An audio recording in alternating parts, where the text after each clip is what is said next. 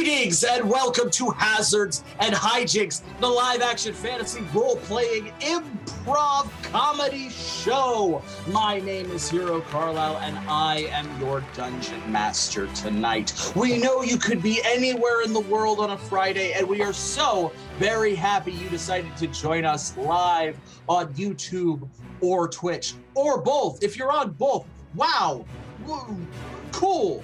Dual screening it up. Look at you go. Wow, that's awesome. If this is your first time, welcome to Hazards and Hijinks, the live-action fantasy role-playing improv comedy show. If this is not your first time, welcome back to Hazards and Hijinks, the live-action fantasy role-playing improv comedy show. We are so very happy that you decided to be here with us on Twitch or YouTube.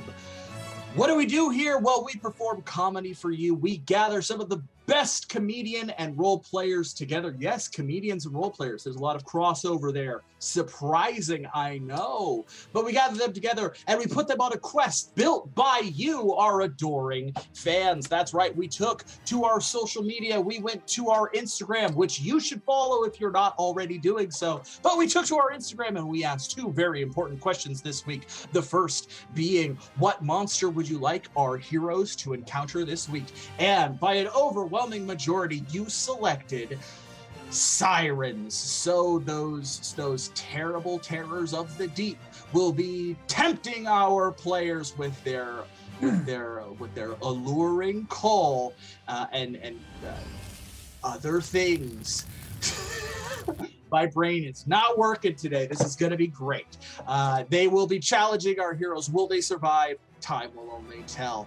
The second question we asked you was, what kind of quest will our heroes be going on? And again, by an overwhelming, staggering majority, you selected a slaughter quest. A slaughter quest, which is a quest where we pick a specific number of monsters that have to be slain by the heroes to achieve success in the quest. Should our heroes accomplish both of these feats set out before them, they will earn level achievements and inch ever closer to leveling, becoming stronger and more likely to survive the many hazards and hijinks that await them here in Improvia. Ooh, wow, exciting! Now that I've got that out of the way, let's get to the most important part of the show, the part where I introduce our players. Like I said, I gathered together some of the most talented performers that I personally know. I am so honored to be playing with them, and now I'm going to introduce them to you. Give them some love over there in the chats. Let's start off with everyone's favorite engineer. Put your hands together for MC Smitherman as Jack Ripper Wainwright, the human engineer. I normally spend my free time fixing machines, but after this adventure, I could fix you dinner. Ooh, how flirty. Very nice.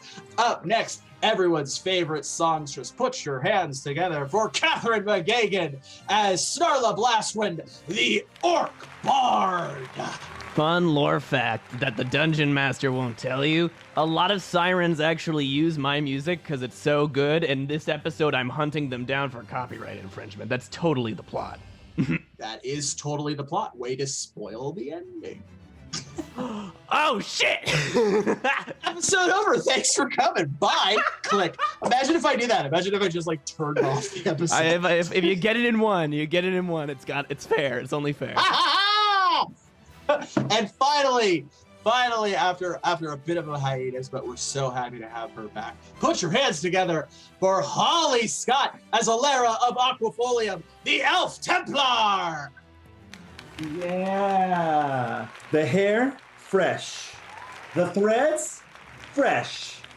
Hits, average. Let's do this. That's our adventurers. Pits need some work. All right, now that we've got our party together, let's get this adventure going. And we will start the way we always do, with a hearty huzzah. So join us, if you will, on the count of 3. 1, 2, 3, huzzah! All right, let's start tonight's adventure with Ripper. When last we saw Ripper had just witnessed Tusk and the head of Simon phase out of reality, pulled by some magic to parts unknown, leaving him and Pike Veritas, the elf engineer, alone somewhere in the deepest, darkest woods. After some debate, Ripper and Pike decided to split their resources.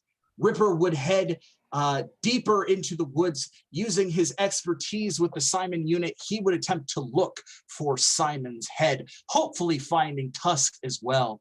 Where Pike, being a Fae as an elf himself, would attempt to reconnect with the Fae Court, as defeating the Pixies from earlier obviously had earned them the goodwill of the Pixie Court, and might be able to undo the mistake they had made by accidentally blowing up McDuffie. They had agreed that they would reconvene at Oakvale in 2 days' time, and so Ripper made his way. He had engineered for himself a simple tracking device, enabling him to follow Simon's unique signature emitted from his head, and had tracked that for several hours, following his way back to Oakvale through the deepest, darkest wood. But much to his surprise, at a certain point, there was a loud explosion that shook the very earth. He felt it shake the very earth. He saw smoke rise from the distance, even from a far off distance from where he was. He could see the smoke rise, and the signal that was coming from Simon had stopped. Ripper, what do you do? Assume the worst and hope for the best. All right. I'm going to book it towards that explosion and that smoke as fast as I possibly can, because, oh gods, my newfound half-brother might have just turned to ash. That is right. You and Simon had just realized that you shared a connection, as your father had helped build the Simon units and helped design them. And so Simon, one of the last of the Simons, was technically your brother. That's right. All right, let's roll a simple nature check to see if you can follow through the forest towards the smoke. We'll set this check at you're a scoundrel as an engineer. It's a pretty big plume of smoke. It's not very hard to follow, so we'll set this at 10. It's a 50-50 shot. So we'll roll a d20. We'll set it at 10. We'll see how we do. Oh no, 2.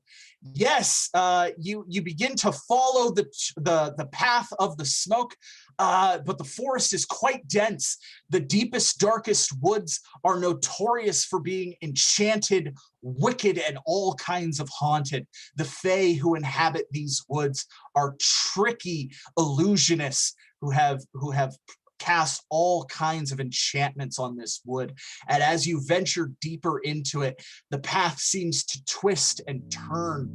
And before you realize it, you find yourself at the far end of the forest. And where you thought you were following the smoke, you now see that the smoke is coming not from what you thought was the epicenter of the explosion, but instead Oakvale itself.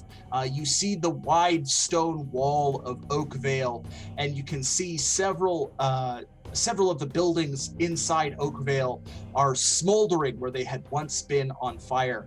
Oakvale itself is in ruin.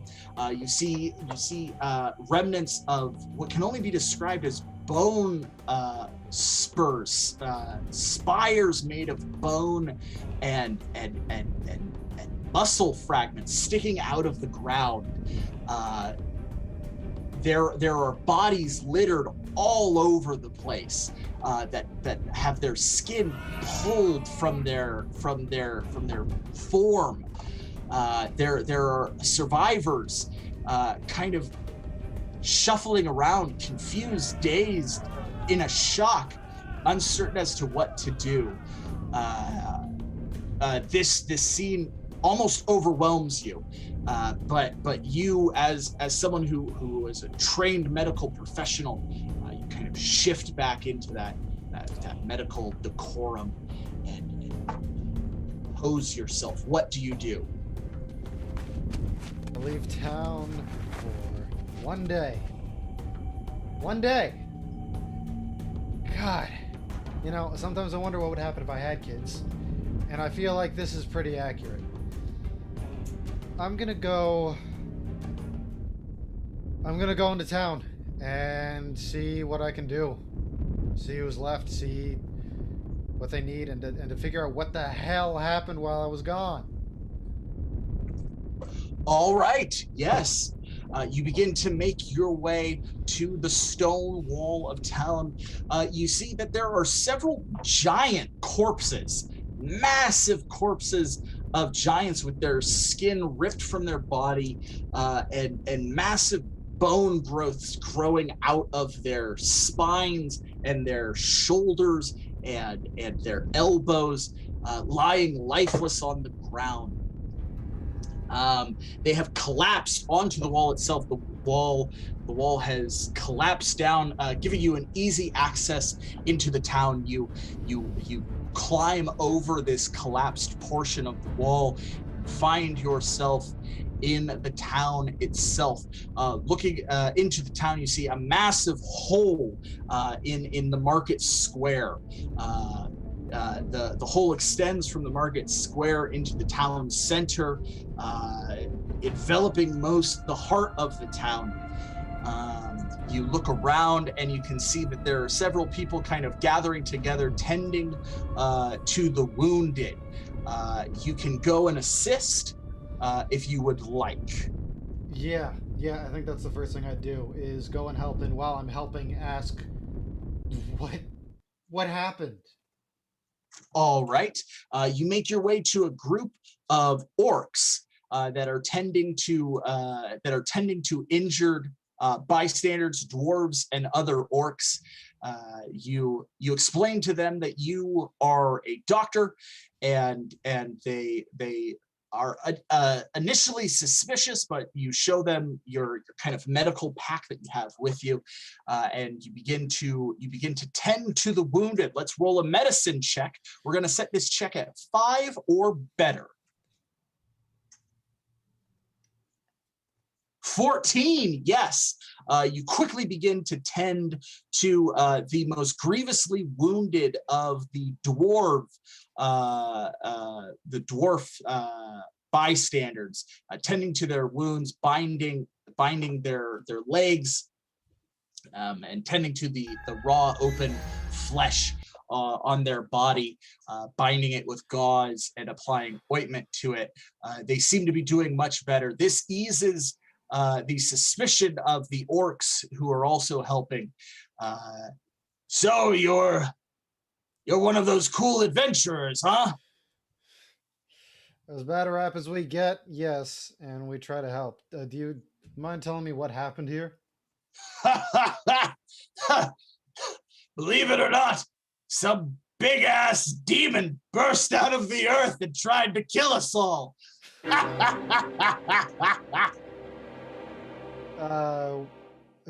Pardon me if I've had a long day, so if I'm missing obvious humor, but why are you laughing at that? Well, it's either that or cry, and orcs aren't big criers, so we're all laughing. Yeah, we're all laughing.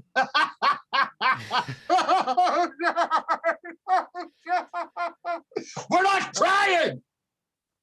We will cry later at the cry circle.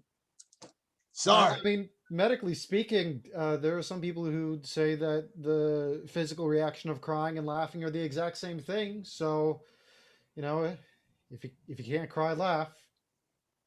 Well, there you go. There you go. Did anyone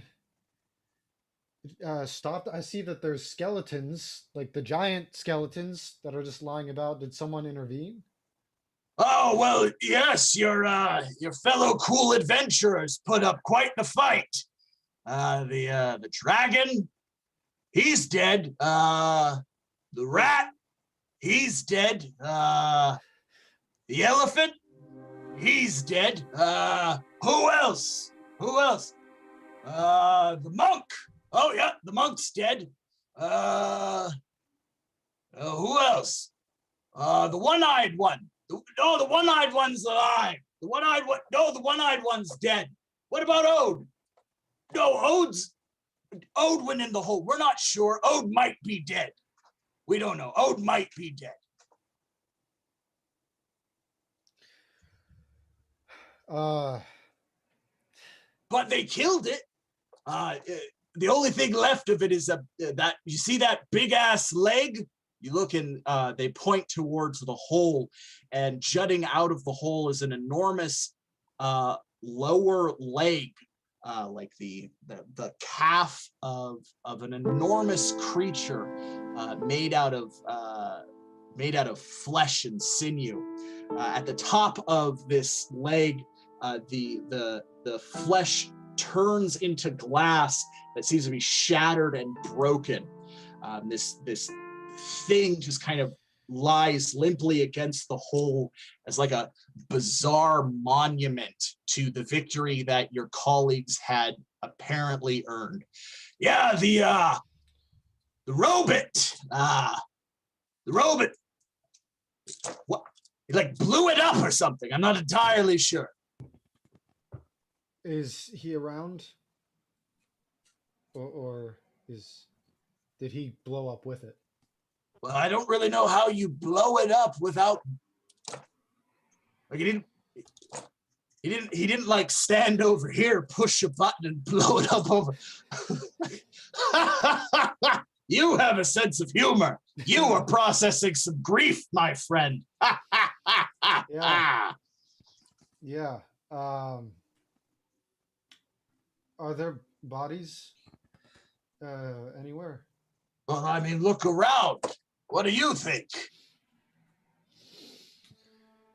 Thanks. I'm gonna find the bodies and see what's what.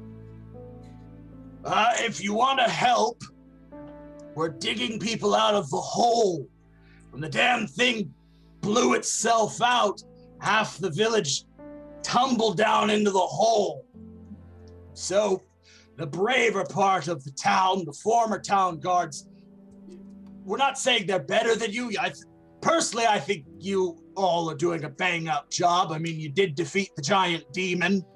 So yeah. Bygones are bygones.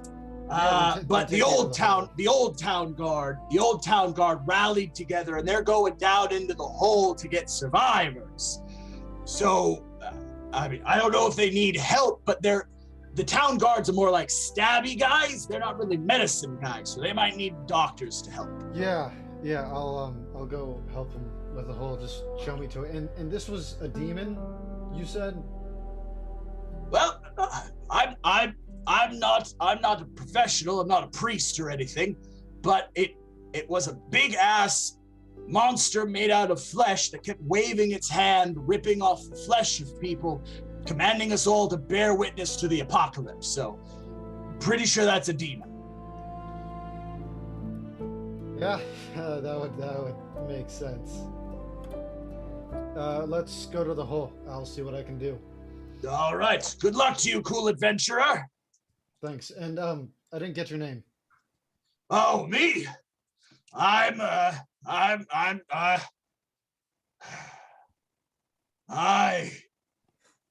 Samson. Samson the Jolly.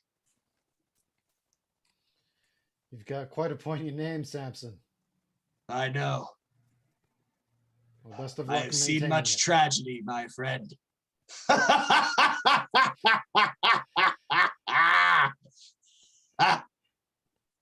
Haven't we all?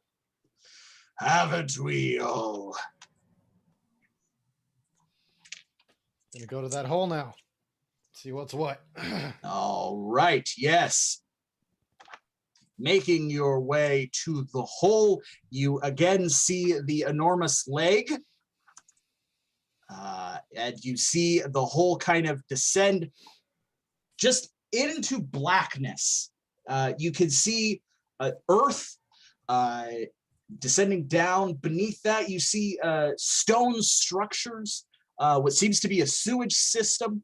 Beneath that, a lower sewage system, which seems to be older and more massive. Beneath that, an even larger stone structure of some kind.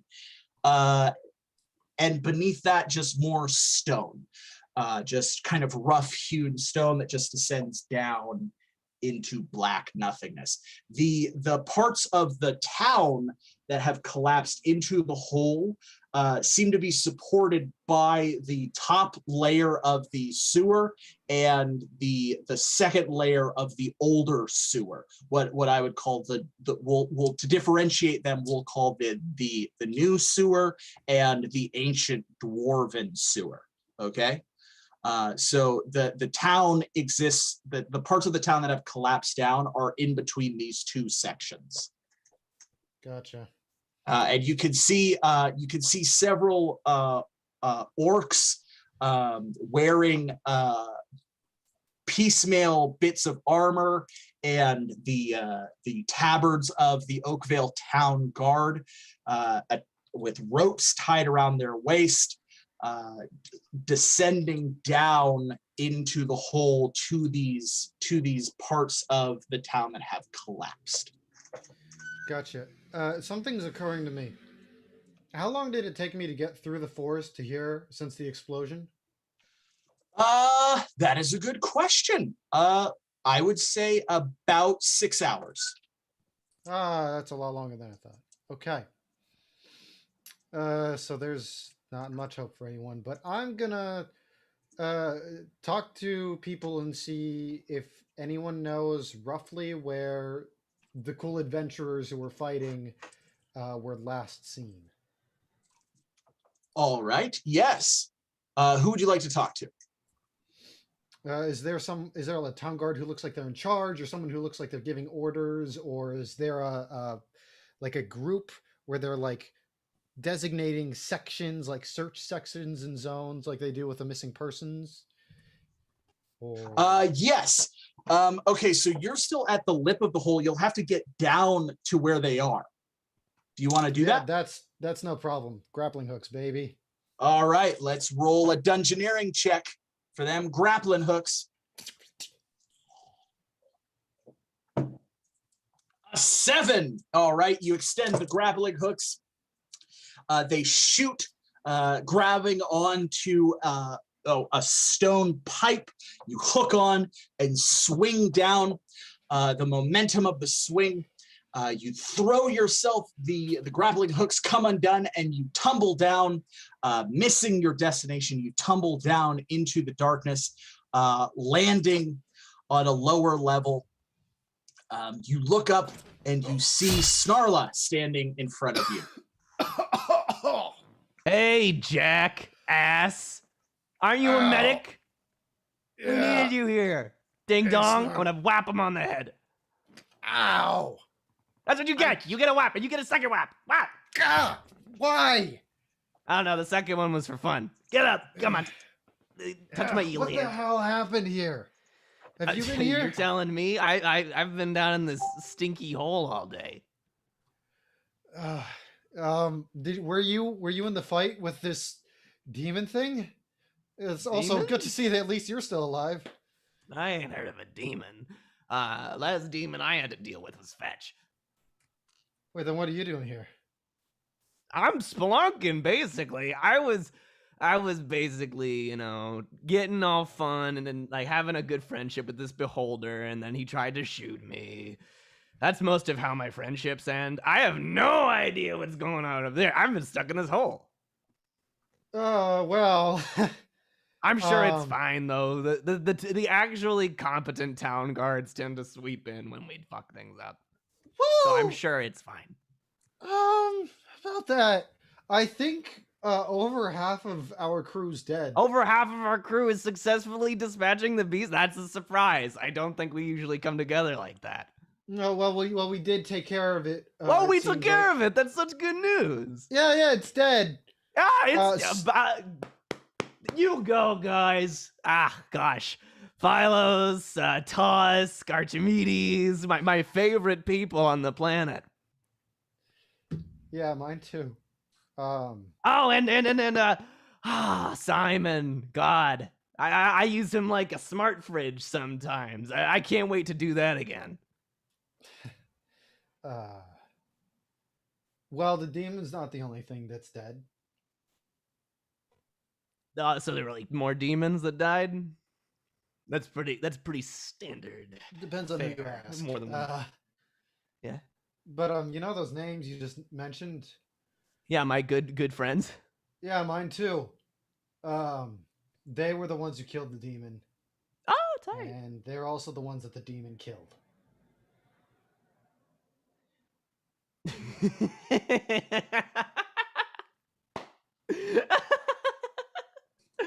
Yeah, okay. Look. Medic aside, you should start a stand-up career. Okay, what happened? What actually happened? You don't have to be you don't have to look so sullen. I don't know what happened. All I know is that I was out on a job trying to deal with the sneaky takers.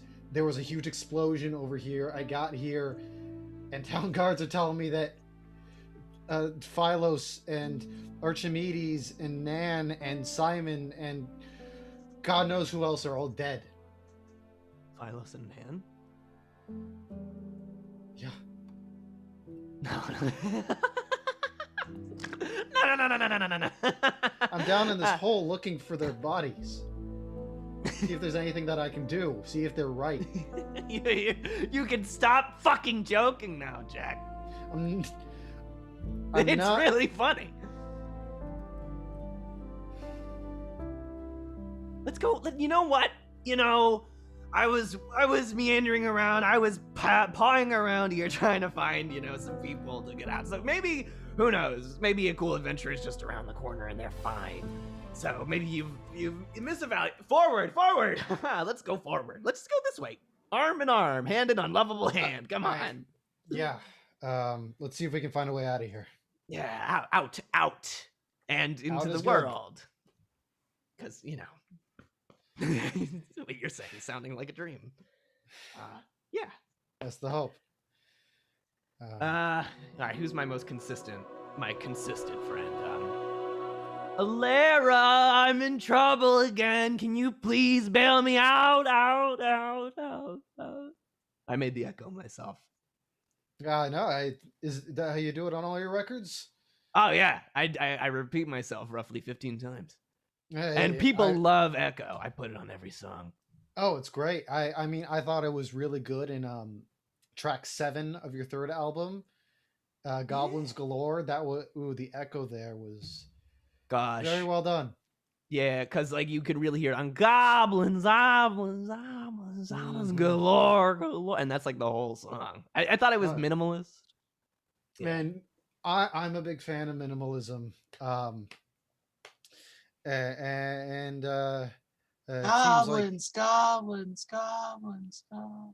Wow, that was really good. Galore, Someone's playing my record. Tight. Goblins. Galore. And wait for it, Jack. Wait, there's a third one, and it's a little screechy. Goblins.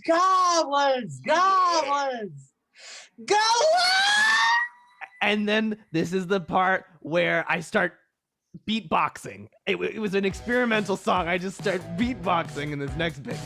Listen. Suddenly, Snarla and Ripper begin to phase out of reality. You feel yourselves being pulled by some magical force, yanked through reality, pulled deeper into the dungeon by some unseen arcane force. Let's cut to a different point in time. Let's cut to several weeks ago. Alera had just done something she did not think was possible.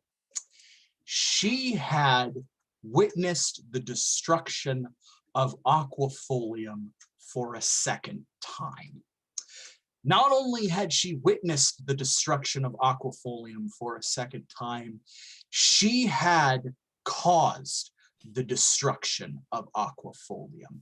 Not only had she caused the destruction of Aquafolium, she had caused the destruction of Aquafolium by summoning her most hated enemy, the being that killed her entire people and destroyed her entire kingdom, a being that hates everything she stands for and revels in bringing anarchy and chaos and carnage to her line and lineage to do it, and then vanished. She witnessed all of this.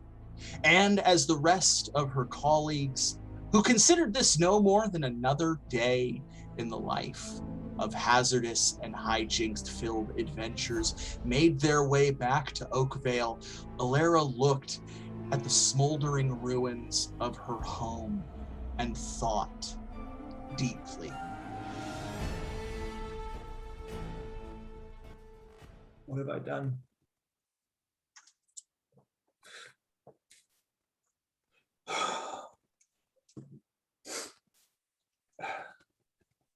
I need to leave. I can't be anywhere near here anymore. I need to go.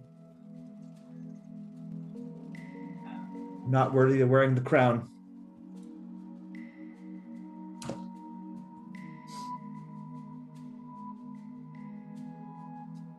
On my way elsewhere.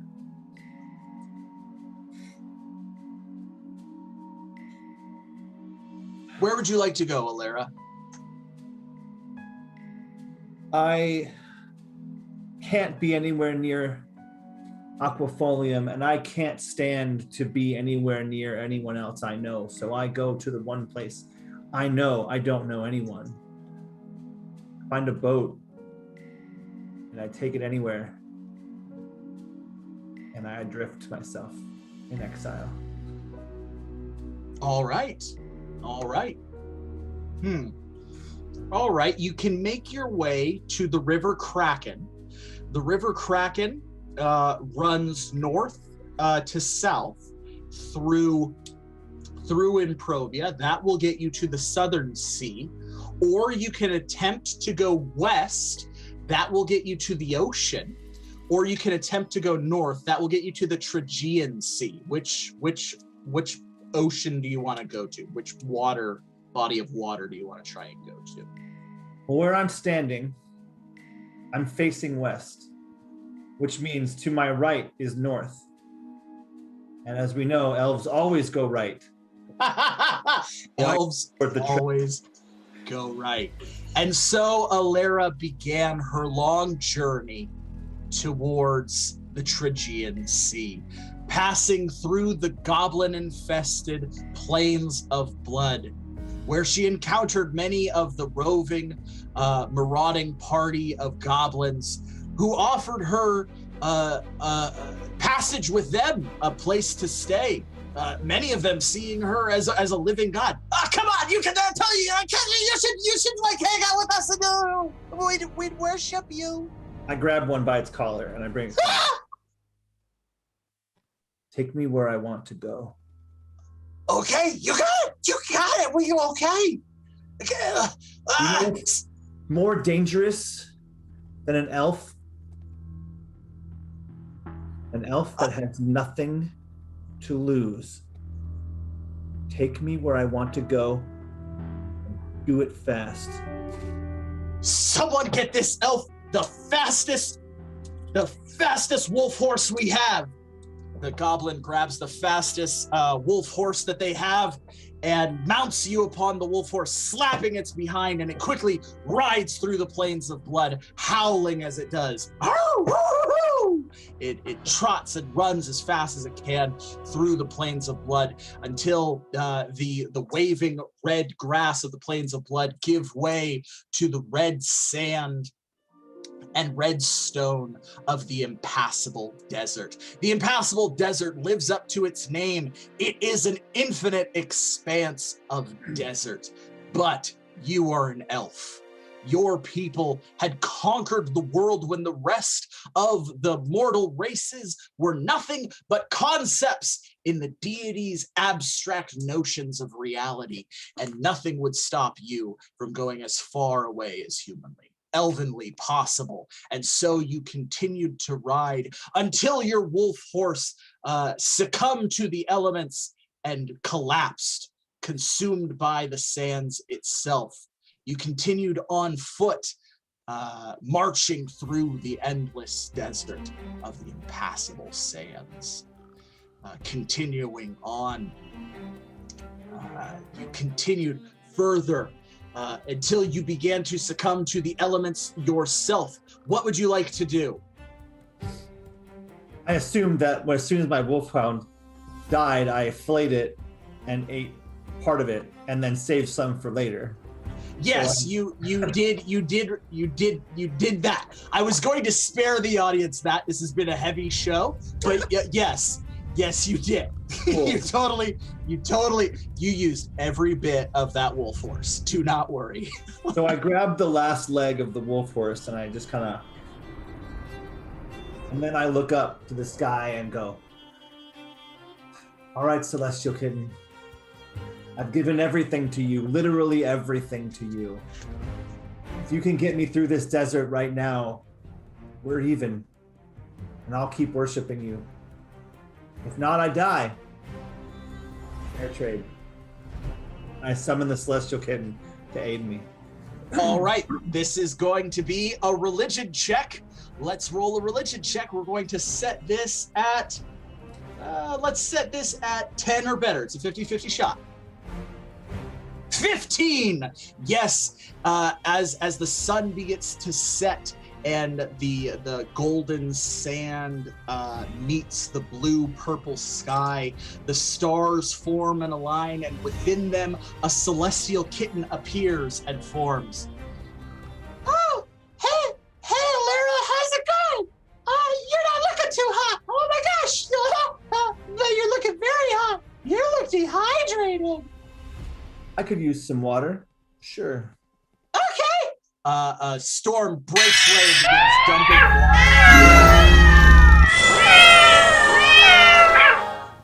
I collect as much as I can with the umbrella. I open the upside down umbrella and let it collect in, creating a nice little bucket to carry along with me in the desert full of water. Yeah.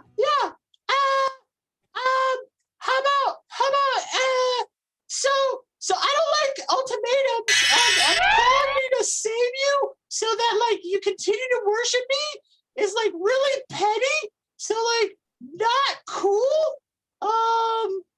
So we'll talk about that later. We'll talk, like, I mean, as long as I'm alive, Celestial Kitten, I'll worship you. I'm your Templar, but the option is continue or die, and I can't worship you as a dead elf. Just that's a fair point. I see that. Nothing against you. Oh, great, Celestial Kitten. I love you to death. Literally. To death. Okay. Water. Oh, this is good. This is good water. Good rain. Yeah. But, okay. Here's what I'm gonna do. I'm gonna like bat you out of this desert. Okay. I'm ready.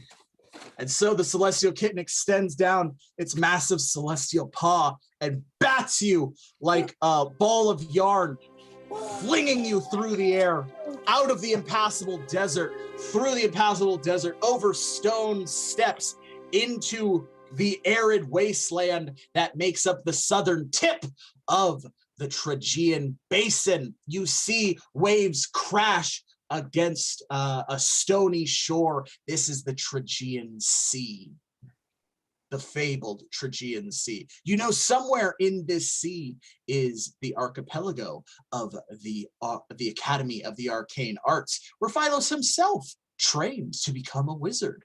You know, beyond it lies many other mysterious things that you have only heard of.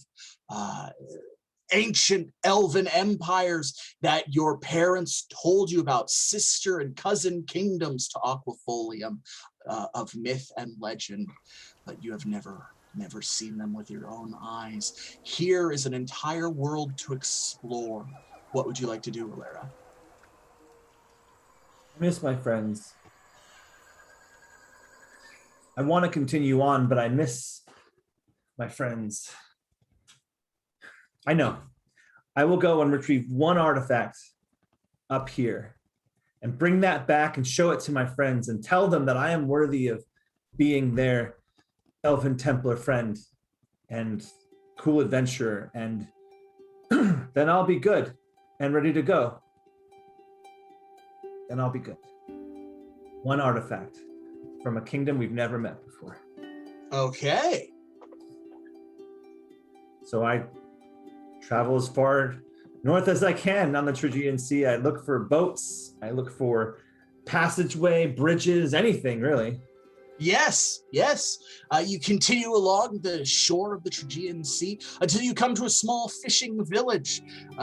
You are able to successfully barter your way onto a small fishing vessel, making your way to a larger port city. From there, you are able to take a larger ship to an even larger city, one of the many city-states that make up the Trajean Empire.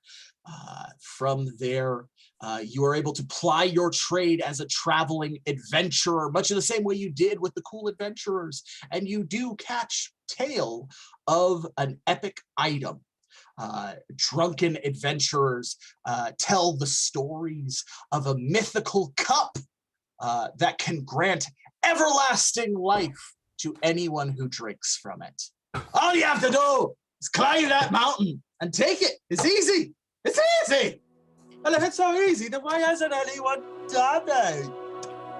Well, I don't know. Maybe no one likes to climb mountains. I'll do it. You ever think about that?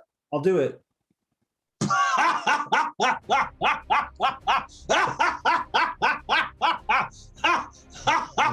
The elf will do it.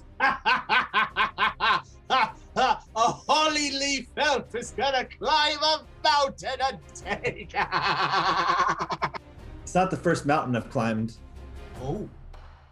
Certainly won't be the last. Ooh. And I look at the little bar wench gnome that's taking people around, and I go, hey, can I give you a gold piece for what's on your head? What's on my head? Yeah, the flower crown. I got rid of mine and I feel naked without it. A gold piece? Gold piece. Of course. I made it this morning. It's not worth that, but it'd be bad business to... Okay, take it, yes. You don't know how much these are really worth to me. Thank you. It really works. I think it really works. It looks great on you. The new crown for a new queen. Where's the mountain? Oh, you want to go to the mountain then? Well, very well, elf. We'll take you to the mountain. And so the three gnomes take you aboard their ship and they set sail to a lone mountain poking out of the ocean. True to their word, this mountain extends very high. They laugh, snicker, and sneer as you exit the boat. We'll stay here for 3 days. If you don't return, we'll assume you're dead. We're back in Good an luck hour. to ya. 1 hour. 1 hour? Jeez. Mark it. Okay, all right. You got 1 hour, go. What do you have on your wrist? I have a sundial. I hold it and then Cool. You don't have wrist sundials down there in Improvia. No, that's. Bunch of. I'll finish this in an hour, and you give me that sundial watch too. Just saying. You're on. Deal. Let's go. All right. Good. Head up the mountain. All right, you begin to head up the mountain. This is going to be a strength check as you climb the mountain. We are going to, as you are a Templar, strength is in your wheelhouse, so we are going to say, no, this is actually an athletics check because you're trained in this, so this is going to be an athletics check. Let's set it at 8. an 8 or better. 2. The mountain is slippery. As you begin to climb it, it shifts and moves away from you. The stones give way. Your feet collapse into the stone. They clamp around your feet, almost as if they're trying to eat you, like the stone itself is alive. You slip down, sliding all the way back down to the pier. The 3 gnomes point and laugh and sneer. 45 minutes remain. I'm undeterred. I try again. All right, trying again. Let's roll another athletics check. This one will be a little harder. We'll set this one at 10 or better.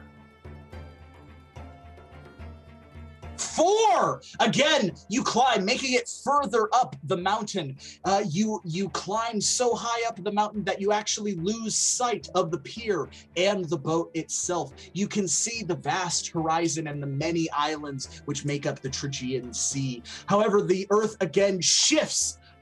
It opens wide and you can see teeth made of stone. You almost tumble in as they close around you, attempting to gnash you. You quickly tumble. It catches your armor as you tumble down, tumbling all the way down back to the bottom. The 3 gnomes laugh and point. You only have 15 minutes left there, darling. I will do my 1 ace in the hole and use my my trick. I look around and I see that the stone is actually pretty reverberant. I drop a rock onto the stone and I see that it bounces, and I go, I have an idea. And I use this trick that I learned from the goblins way many long ago on this quest, and I'm going to use my class feature, my thaumaturgy, to try to bounce myself up the mountain. Okay, yeah. You're going to try and bounce yourself up the mountain. Basically, very good. I'm going to fly with the help of my umbrella. Yes, with the help of your umbrella. I love it. I love it. And I'm going to say this is a special ability. Yes, then we'll roll a special ability die. This is going to be a D20 plus a D6.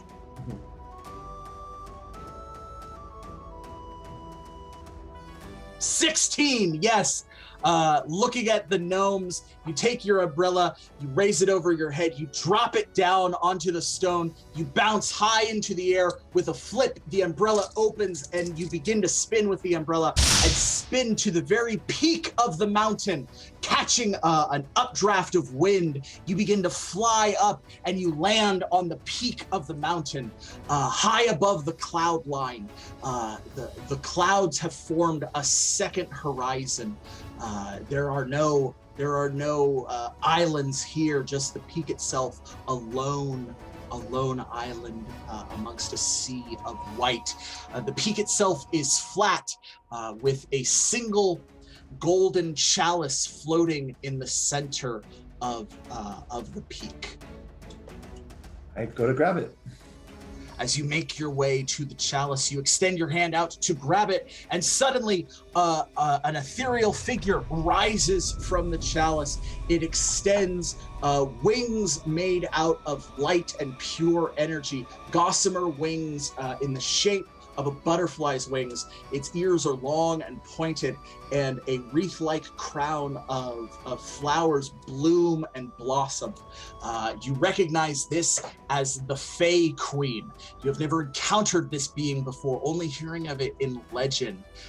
She looks at you with eyes that glow with spring essence itself. Alera of Aquafolium. I take off my crown and I lay it at her feet and I bow. Great Fae Queen, I know of you from stories. Good. There have been many stories told, and there will be many stories told of you, Alera. Worry not. Your legacy is not yet done. The destiny of your people is not yet written. Thank you. But you must return home. Your destiny is intertwined with the friends you made in Improvia, and their fate is in great danger. I agree. It's time. Time for me to go home. You had given in to your anger, and for that you must be cleansed. Yes, my queen. Cleanse me, please. She extends her hand out. The cleansing ritual, you must aid your friends and destroy 6 beings of foul magic.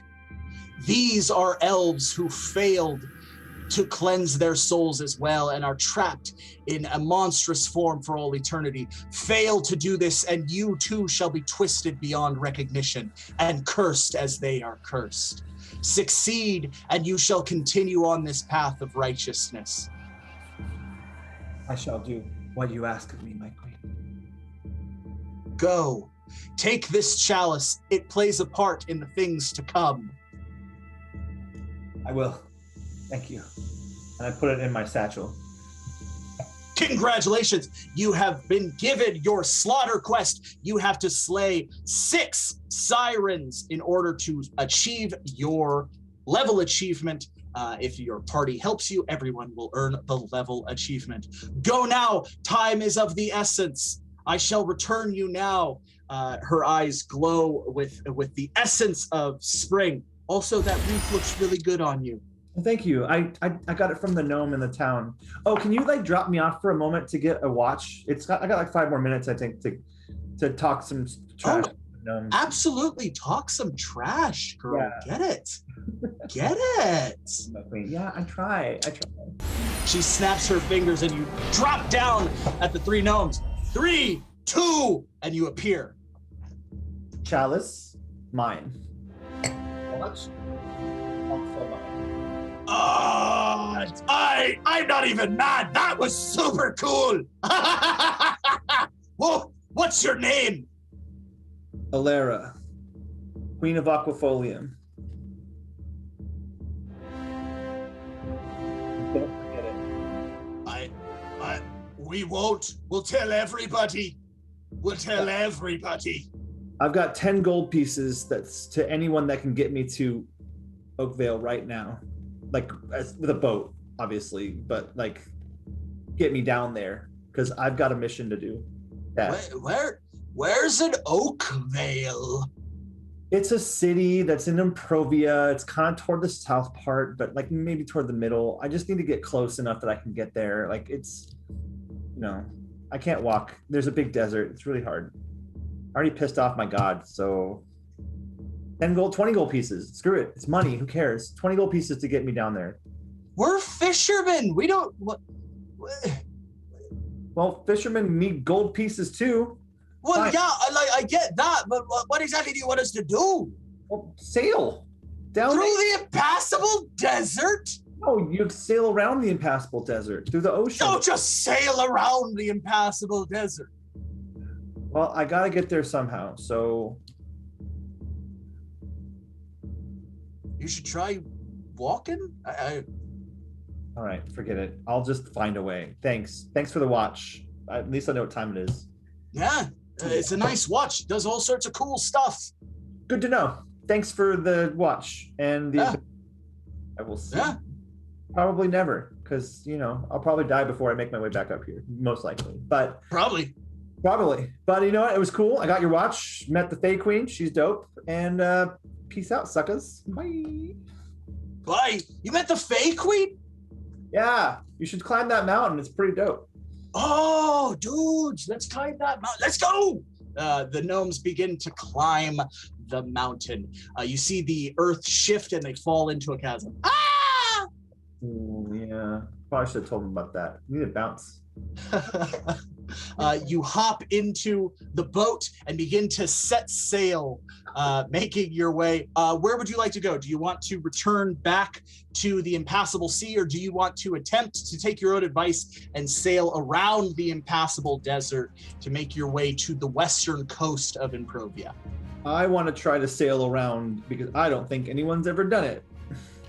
Okay, yes. All right, that's going to be a nature check. We're going to roll a nature check. I'm not going to give you a DC for it. Depending on how you roll, that is going to dictate how you do.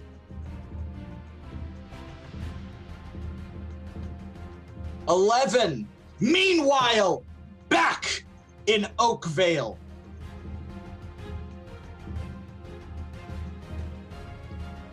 Snarla and Ripper, you feel yourself shifted into a room. The room is dark and damp. You can see almost nothing. It's very dark. But you can hear the sound of Snarla's own voice and a crunchy bass just cutting through everything. Just like, it's good. It's real good. I love the sound of my own voice. Gosh. There it is. There it is. Yeah, it's just Boogie down. Yeah. It's just like it's like, yeah, this was the platinum album. This is the one that made Snarla a household name. Yeah, that was when that's back before I was trying out like noise music. Jack. Yeah. Please take a moment to appreciate true artistry. Oh, Take a no, moment. I've spent plenty of moment appreciating No, this take a artist. moment right now. A bump to the music. Yeah. Let's go. I want to give whoever's listening to my album a handshake. How did we end up here?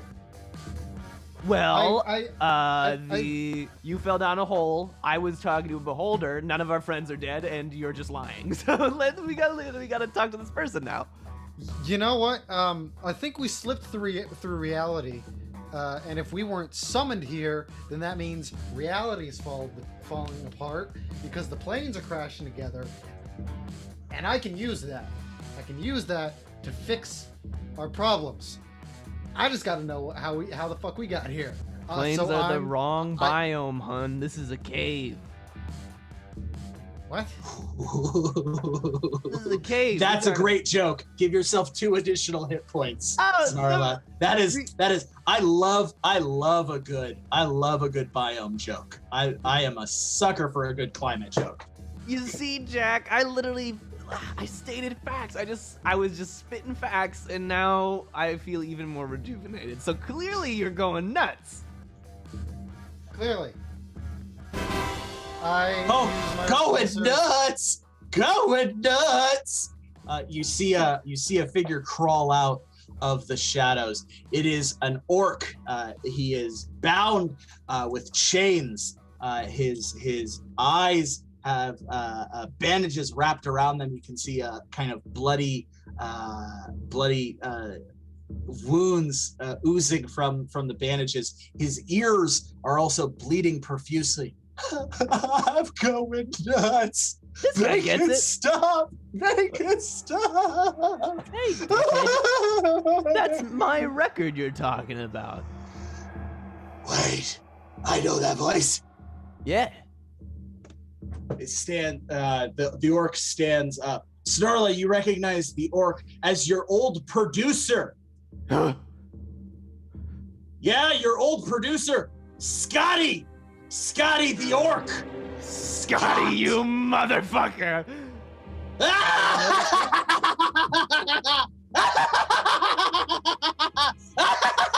Now you're here too. Perfect. Now you can share. We did something wrong, Snarla. He rips his bandages off. His eyes have been gouged out. We did something wrong, Snarla. Yeah, you And now did we do gotta something pay. wrong. You did do something wrong. You stiffed me on my last album, you piece of shit. Why would I help you?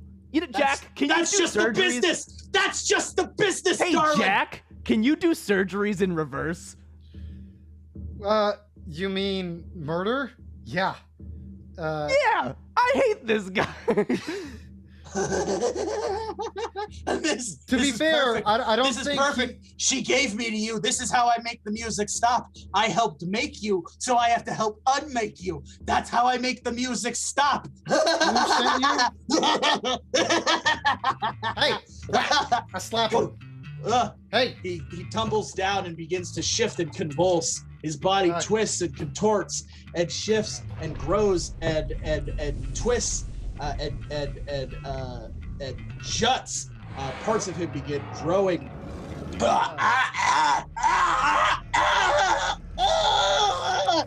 A giant boombox erupts out of his chest.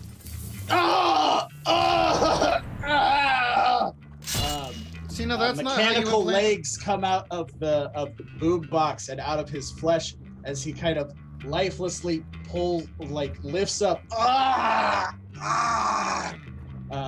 The speakers begin to blare like, "I am the music, Snarla! Don't you understand? This is just the industry. You either become the music or you become the machine. Accept it!" Congratulations, you've discovered a big bad evil monster, courtesy of Scotty the Scott Scott. Thank you, Scotty the Scott Scott, for your donation. Let's get this fight started. Ripper, you're up first. I've had a really bad day, and this guy just implied that you can't be both man and machine, and I'm living proof that that's a load of bullshit. I'm just gonna charge up everything my reactors got and unleash a wave of burning fire and electricity with a full-blown power attack. All right, a full-blown power attack sounds great. Let's throw that power attack. That's 3d6 coming at the producer, Scott. Scotty! 11, yes! The energy shoots forth from your hands, striking him for 11 points of damage. You see sparks fly out of the speakers. One of the speakers bursts. You can't stop the music, baby! The mechanical arms shuffle around as he turns back. His lifeless orc body limply flails about. That would make it his turn. Let's roll a d20 for his attack.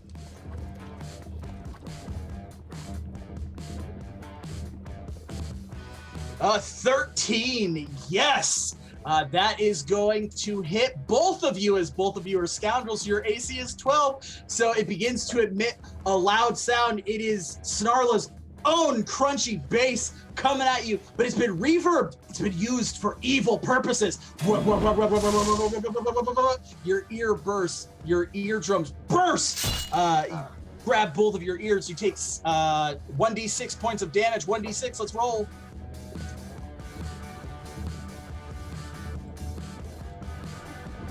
Three points of damage coming your way. 3 points of damage. That would make it Snarla's turn. Snarla, what do you do? Seeing as this thing clearly is attacking with my own goddamn music, I'm gonna use my class feature, Performance, to blow its speakers out. So I can't do that shit anymore. I summon the Brutal Legend in my hand, and I'm going to play back some classic orc punk jams. Hell yeah, girl! All right, let's roll that d20 and that d6.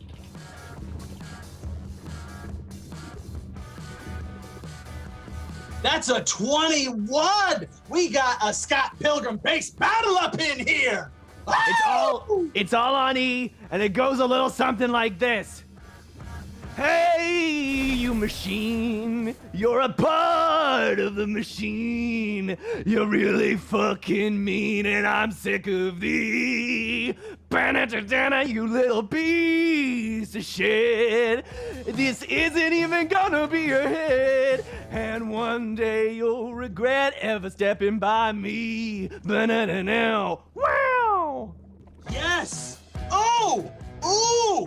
Ooh! Showing why you are a superstar, Snarla. Yes! Both of his speakers explode out. Sparks fly. His orc body drops down.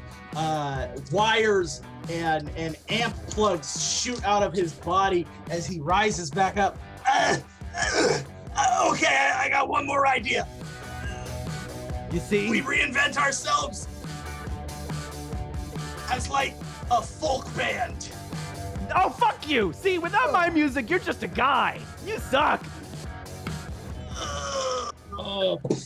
Scott falls down dead. The giant boombox collapses on top of him and collapses through the floor of the room. The whole room begins to collapse down, leaving a massive hole. His body and the boombox tumble down several floors down. You can now hear the music getting louder, and you can hear the sound of several voices harmonizing with your chorus, harmonizing to your voice. You can hear coming from below. Covering my tracks without permission from the original artist. Monsters. It's a whole fucked up legal thing. I mean, this is some sort of underground operation they've got going on. Oh, it's Ooh, totally. that's a goddamn good joke. Hey, good job. That's a good joke. Give yourself 2 additional hit points right there. See, that's exactly what I'm saying. You've been joking all night. You haven't said one serious thing all night, Jack. You know what? We'll go with that for now because there's a lot to unpack here. Were we summoned here? I'm a little confused. I have this vague memory of being in like a movie theater and seeing like a short film about Alera. But it's all passing away. I can't remember too much of it now. Yeah. Alera, did you do this? She's been Dawson's Creeking for like 6 weeks. I don't think she did it. Snarla, you see kind of hanging on one of the walls a lo-fi old school punk poster, like the kinds you used to make before you made it big. Just kind of like posted against the wall that says "One Night Only," brought to you by the Sneaky Takers, Snarla and the Banshees reunion show. Oh no. The Banshees, those chicks hate me. Who the hell are the Banshees? Look, I had this really hot band, Snarla and the Banshees. And the Banshees, they weren't Banshees. Well, one of them was, but, you know, we don't talk about her. She had a problem. They were sirens. And you were in a band with sirens? I mean, yeah, that's going to get people to listen to the music, but how many times? Well, yeah, they came every time, but here's the thing. Sirens are really hot. So you put 2 and 2 together. I like monster women. So that's why my band was full of them. But if the Banshees part of Snarla and the Banshees is anywhere near me, I think they want to claw my organs out. What did you do to piss them off? Well, I mean, because clearly you went solo. Yeah, I went solo. Suddenly the room is flooded with lights, and surrounding the poster is a bunch of framed posters of Snarla's individual shows and her individual career without the Banshees. You went solo without telling him. Yeah, I went with Scott, my producer, because he said I could make you big. And he had connections with this. I had a crush on the god of parties, and he said I could meet him. So I left my girls. Oh. Gotcha. So it wasn't like mutual parting or creative differences. You just up and. Yeah, and I felt bad about it. Like, most of them can go fucking eat dirt, but I mean, there are sirens. There was sirens one. Kill people. Well, I mean, yeah, but one of them killed my heart. Serena. Ooh. I feel like I wrote every song about her. I don't like to talk about it, but you know, they're petty. They're petty, and they convince Serena that I'm a piece of shit, even though I'm clearly never in the wrong, ever. Suddenly, from the hole, you hear a voice call out, "That's right, people! In just 5 minutes, Snarla and the Banshees will take the stage for their reunion show. Be there or beware." So this wasn't an accidental teleportation. If I see a younger version of myself here, am I gonna like blow up? You're a scientist. Are we in the past? Are we in the past? Are you asking me? I suppose I look around to see if there's any indications of like time. There's period. posters of my old band everywhere. Well, yeah, but okay. How worn are these posters? Are these like? Do they look brand new? Okay, let's roll an investigation check. We're gonna roll an investigation check. We're gonna do a D20. No DC on this one. Depending on how you do, I'll tell you what you know. 15. No. This is the sneaky takers. I guess Ripper, you don't know this, but Snarla, you've kind of pieced this together from your interactions with them. The sneaky takers are all about psychological torture, and now they're picking on you specifically. They're fucking with me. Yeah. They where it has been obvious that they've had other people, like someone was after like Philo, so that someone like had personal beef with McDuffie. Now they've obviously got the Banshees back together, and they're gonna like kill you after they humiliate you, and this is how they're going to humiliate you. Who's got out of the picture too. beef with me? I'm so beautiful, and everybody loves me. I mean, Clearly the it's Banshees. jealousy. Well, the Banshees, I suppose, but I mean, like, you know, I mean, they're the nobody. Banshees' beef is kind of viable, but that's I think they only got beef because they didn't get successful either. Yeah, they're just It's purely clout jealous. chasers. Yeah. Some of them. I'm upset for a variety of reasons, and I really want to kill something. You're upset. You've been so jovial and joking this whole time. I know it. I hide it very well. You know, one thing that us orcs say is that we laugh when things are going a little nuts, and you've been laughing a lot today. So Yeah. I'm a little concerned. Yeah. You know, it's something that clearly we'll talk about later, and I'm gonna deal with it now in my own way by beating the shit out of some sirens. If that's cool with you, I can leave them to you if you want. I'll find some, other monsters, some sneaky takers to fuck. Oh them no, out. I don't want to get my ass kicked. You can go. You can do all the work for me if you want. That's my kind of job. Hell yeah.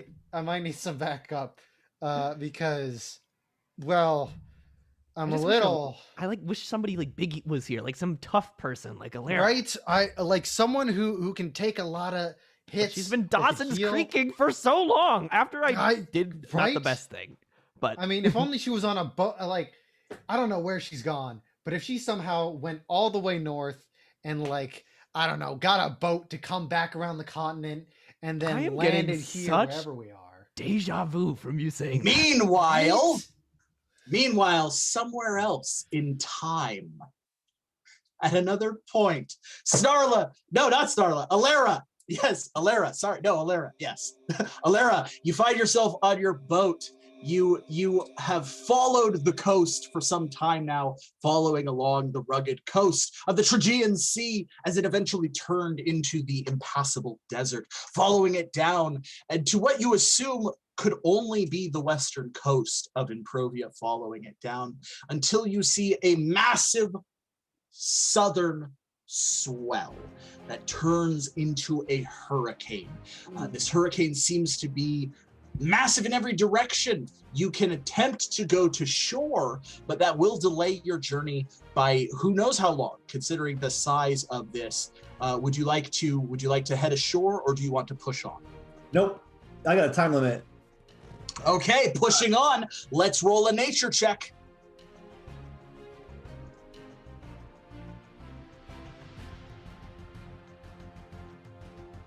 A 4. Yes. Very well. You begin to push on into the hurricane. The waves ebb and flow further down, higher up. You feel each time the boat goes down the waves faster and faster, as if it is not going to rise up, but puncture down into the water itself, only to catch the upswell, rising up each wave as if it is going to be flung into the sky over and over and over again, until finally a wave collapses atop your boat. You are tumbled under the water, pulled by the force of the wave collapsing atop of you. The boat shatters, pulled into 1,000 pieces, and by some force, the very pull of the ocean itself grips you and pulls you into the depths. You feel it surging, taking you under, tumbling you deep into the water.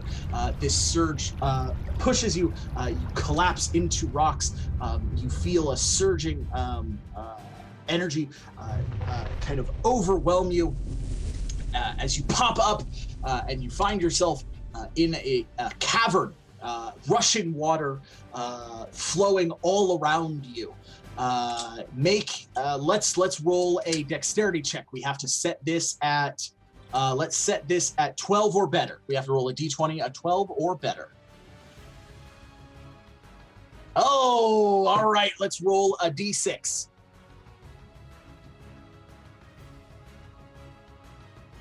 Oh, yes, you crash into a stone wall, taking 5 points of damage. Your head crashes into a stone, busting your head open. Blood gushes from one of the wounds. You tumble back into the water as more water surges and pulls you deeper. You feel like a whirlpool suck you deeper under the water, under into this tunnel. The force pulling you further down. Let's roll another athletics check this time. You the knock to your head gave you a degree of clarity. You're able to kind of piece together and go, I need to swim. You need to swim, Alera. Swim. Let's set this check at 12 or better. You need to roll a 12 or better. 5 again. Get better dice. Better dice indeed. 5. Let's roll that d6.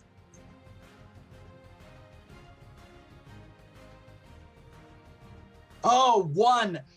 You slam into some coral, which digs into your arm, slashing your arm for a single point of damage.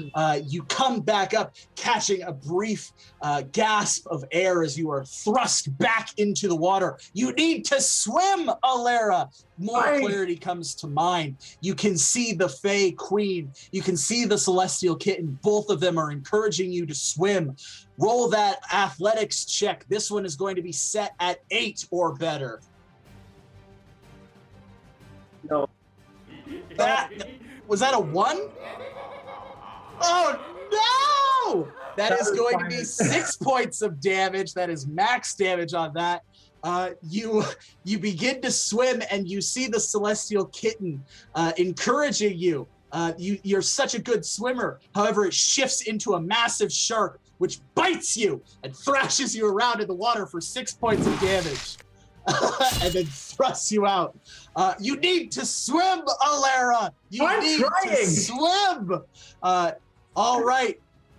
Let's roll that D20 again. Let's set that check at 8. 12. Yes. You begin to swim. You feel the energy as you begin to swim. You take control. The water now pushing you, accelerating you through it. You see the flow of the water. You see the light. You know where air is within the water. You pop up, catching a breath, ducking back down into the water, using the current to your advantage. Using this tunnel, you're able to flow through it, instinctually going with the water as if it is taking you. You are surrendering to your destiny, just as the Fey Queen told you. This is part of your path. This is part of your journey.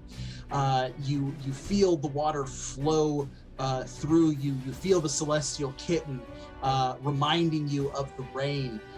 You can feel the energy. Let's roll a religion check. We'll set this one at 10 or better. It's a 50-50 shot.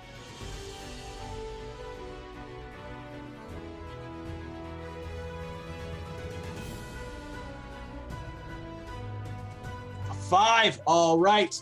The Celestial Kitten appears to you in the water. I don't like water. Sorry. I don't like water. You have been healed for 6 points of health, bringing your health to 10. That's the best I can do. I don't like water. As you are thrust out of the water and you land onto a sandy shore underwater. The sand is cold. You see a massive ship in this underground river.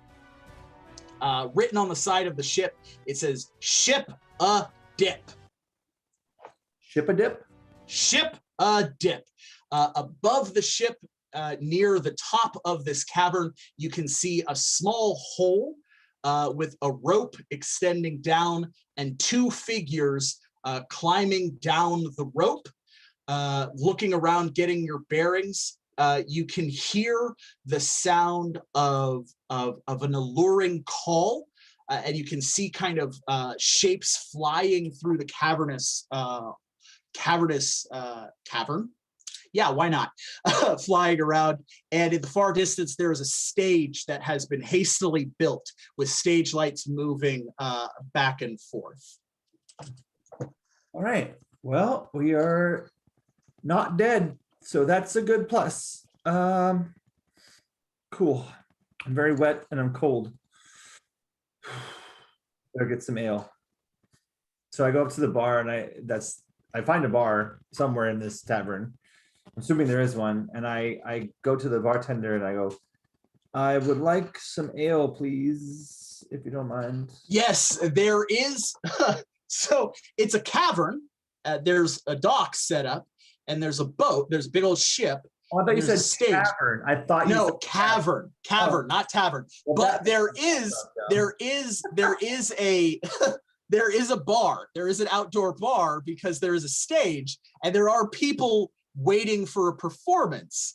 All of the people, they're mostly orcs, and they all have red bandanas. And they're all just kind of like waiting. They seem jazzed, excited about the show. And you make your way to the bar, and the bartender is an orc with a red bandana. They kind of look you up and down. You here for the show? Sure. Who's playing? Oh, Anybody? Snarla and the Banshees. I was literally going to say anybody but Snarla. Great. Don't worry, it's her last performance. Am I right? The crowd goes, woo! Fuck Snarla! What do you mean last performance? What do you mean? They kind of look around. You don't know who brought the elf? The crowd kind of looks around. Are you like a +1? How'd you get here? I was thrown here by the ocean. Don't worry, it's a weird thing, but I was literally put here against my will. Yeah, and so look, Snarla is not the best person or orc or whatever in the world. Yeah, tell us about it. I saw one of her concerts about 6 years ago. She had some pyrotechnics that blew up, killed my entire family. Oh, that's great. She destroyed my entire kingdom twice. But, I mean, I'm still cool with her. Drinks are free. That trumps me. I only lost a family. You lost the whole village. The whole kingdom? What are you drinking? Twice. Ale. Twice? You get Ale. 2. I'll give you a shot, too. A shot of whiskey. What do you want, a mule? Well, I'd rather have an ale, but sure. All right, an ale. All right. One orcish ale coming up. There you go. Yeah, so Deck put this all together.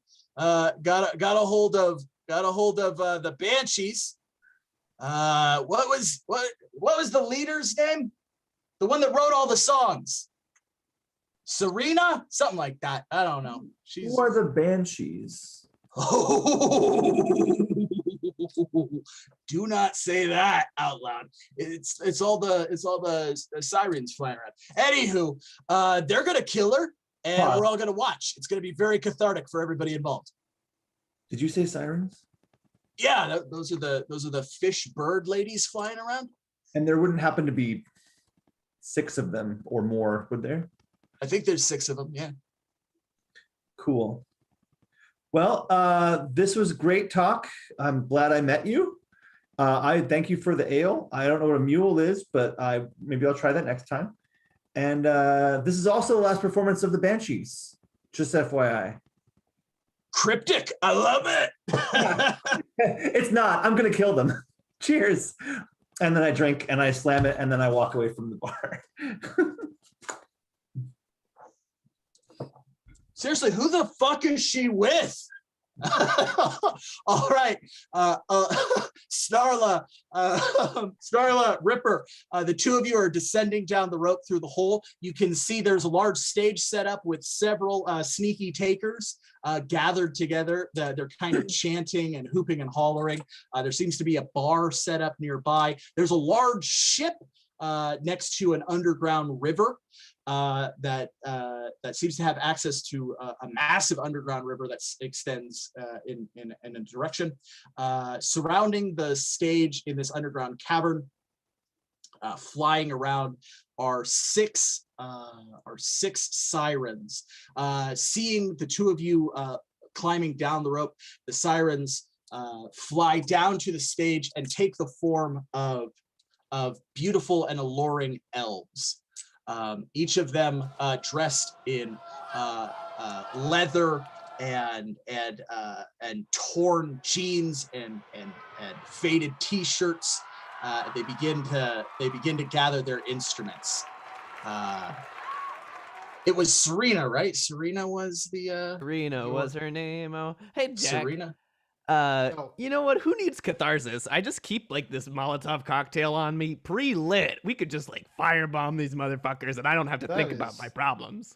That is scientifically infeasible, but it's hey, a really cool item.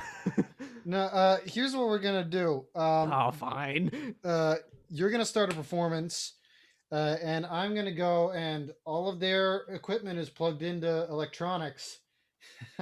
I'm real good at making those explode, so I'm gonna go rig their Jack, stuff up. Yeah. There's one core problem with this plan. Yeah. What's up?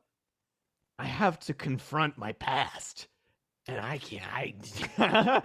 I've been touring like to run away from it, you know. So well, think of this less as confronting your past and tricking your past into getting murdered in a horrible, violent electrical explosion. Suddenly the lights dim and the music begins to play. Go, go, go, go, go. Ladies and gentlemen, thank you so much for gathering together. We know that this would be a painful experience, but we hope that by the end of tonight, all of you receive the closure that was taken from you. Enjoy the show. This will be the final performance of Snarla Blastwind.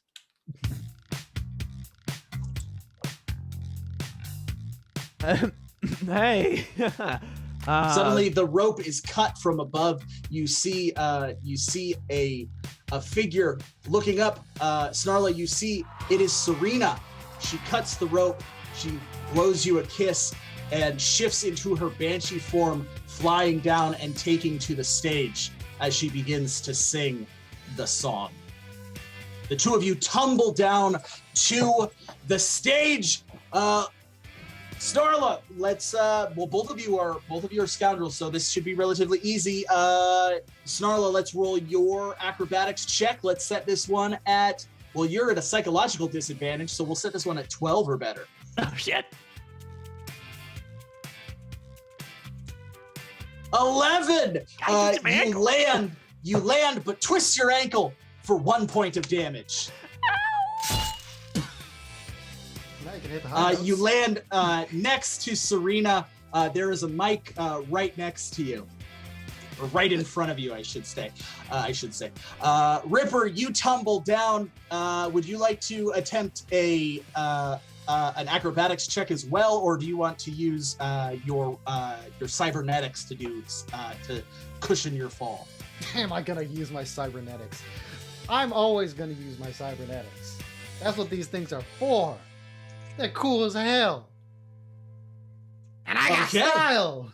All right, then let's roll an engineering check. We're going to roll an engineering check. We're going to set this one at 10 or better. Dripping with style over there, Jack. No, just a D20. A 9. Yes. The jetpack shoots out but they come out backwards, and so they shoot you down, and you crash into the stage, smashing into the stage and landing into the audience, which immediately begins to crowd surf you. but you take 1 point of damage as you did collide with the stage. The audience assumes this was part of the show as Serena begins to sing, so the crowd is loving it. That would make it the Sirens' turn. The Sirens are going to begin to sing backup in unison. So that is going to be a d20 plus 6, not 1d6, plus 6.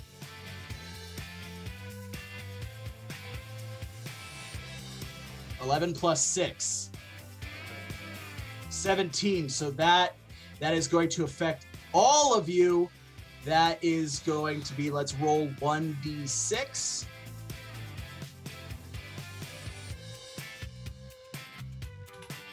All right, yes. You feel it in your heart. The type of heartbreak that you haven't felt since you were adolescent. The type of pain you haven't experienced since you were a teenager. Your first heartbreak. It cuts through you. Ripper, you don't even have a heart anymore, and still that pain remains. Snarla, you hear her. She's singing to you. Alera, it's the pain of watching Aquafolium be destroyed again. All right, that would make it Alera's turn. Alera, you are pushing your way through the crowd. What do you want to do? I want to use the cup. Okay, what do you want to do with the cup? The chalice that I got from the mountain. I want to take some of the ale that I have and pour it in the cup and drink from it. Okay, yes. Yes. Okay. Yeah. I'm going to say this is a magical item. So this is going to be an Arcana check. Right now you are a Templar, so you're not trained to know how to use magical items. So I'm going to say this is going to be, I'm going to set it pretty high right now. We're going to say this is a 16 or better. Do it to me. Okay. A 17. All right. You pour the ale into the chalice. The ale shifts and glows and swirls and turns into a glowing gold liquid. What would you like to do with it? Drink it. All right. You drink it. You are restored 6 points of health. That's good. Good. All right. All right, very well done. Congratulations. That would make it Serena's turn. Serena grabs the mic and begins to sing. She turns to Snarla. It's the duet. Are you going to sing the duet? And then she begins to sing her part. Let's roll a d20 plus 6.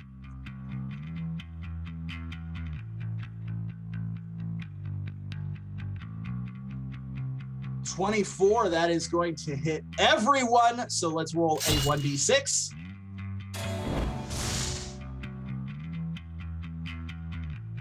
For 4 points of damage, she screams into the mic. A blast of sonic energy radiates through the crowd, erupts into cheers as Snarla, Ripper, and Alera are pushed to the ground. That would make it Snarla's turn. Snarla, what do you do? Look, bitch. Just because I regret everything I did to you and my girls doesn't mean you get to fuck with my new friends. And I'm going to sing my part of the duet as a power heal to heal all of us for 1d6. But okay. For all right, a power heal. Let's roll those 3d6.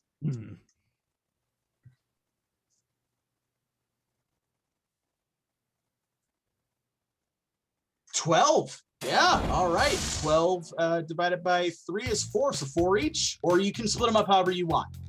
How do you want to split them up? Because Alera's peaked out. I'm gonna give No, Jack Alera did take 4 points of damage from that. Oh, then last everybody attack. gets 4. Okay. And for my part of the song, I'm gonna sing the part that I always sang because I had the more rock and roller voice. She had the prettier voice. The chorus, which is the We're Snarla and the banshees, and we're gonna scream at you. Ooh, ooh, 'cause we're Snarla, and I'm antsy to yell at you. 'Cause I'm Snarla, and just kind of fading it out while the verse comes back in for her. I'm not gonna let her walk all over my new people. All right. She takes the mic. 'Cause we're not gonna go away. There's nothing you can say. There's She nothing you can do because I love you. It's the bridge. No. You, Don't say that. you got the bridge, right? No, I think you can handle the bridge. You're the superstar. That would make it Ripper's turn. Ripper, what do you do? Gonna do that Winter Soldier mechanical arm back in order. Ooh. And they've got like the whole light rig above them, right? Yes. Snarla, move! I'm gonna fire off power attack at the lines that are holding, or standard attack, because I already used my power attack. You At the did lines already that are use holding power the attack. lighting rig. Okay. Drop it down on the sirens. Okay. All right, a standard attack to drop it on the sirens. Let's roll the attack. 6. Damn. Yes, you fire. The rigging drops, collapsing onto the drummer, the backup singer, and the keyboardist. They scream and shift into their sirens' forms. Black feathered wings extend out, fishtails flopping on the stage. The other 3 hiss and scream, taking to the sky. They fly and swoop down, attacking you, the 3 of you. Let's roll the attack. That's going to be a D20.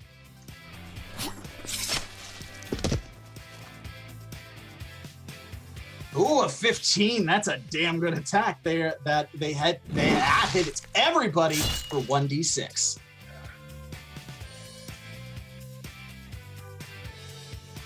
Two points of damage. They extend their claws out and screech, "Ah!"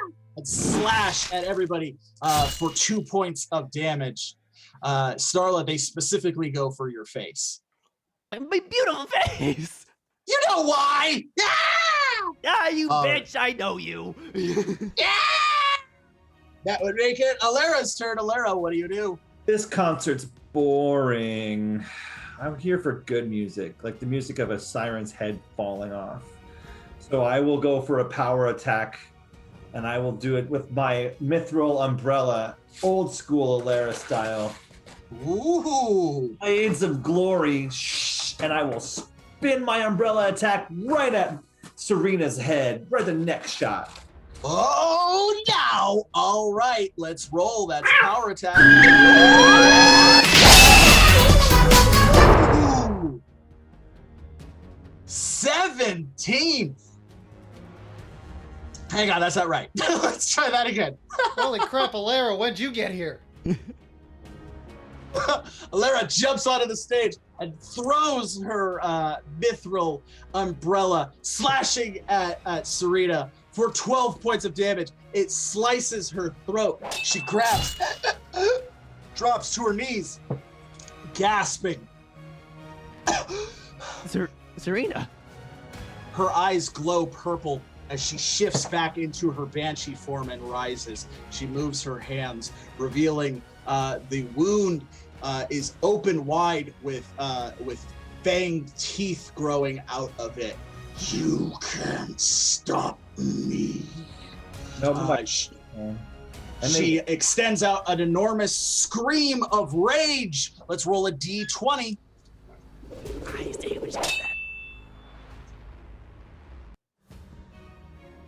9. That is going to hit Alera. Let's roll a 2d6.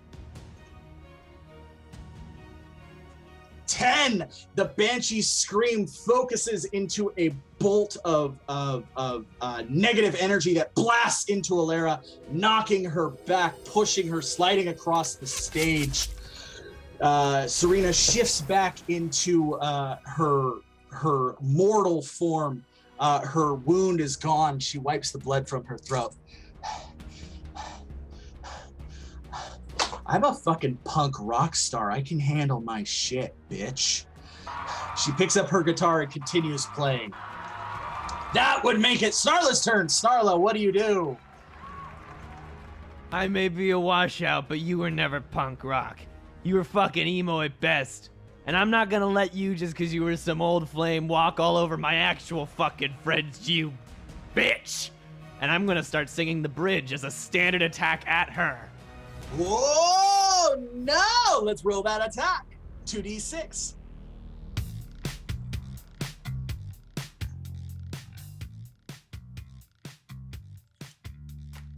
6, yes. Go ahead, sing the bridge. Can't you see I'm better off without thee? I never needed you and me. And it's easy to just see that you were the bitch that was behind me. E-E-B. Boom, explosion. It radiates out, blasting her, knocking her off of the stage into the crowd. She tumbles, bouncing off the crowd like a stone atop a lake. She tumbles back, disappearing into the crowd. The sirens flying above see this and swoop back down onto the stage, attempting to make an attack. That would make it Ripper's turn. Ripper, what do you do?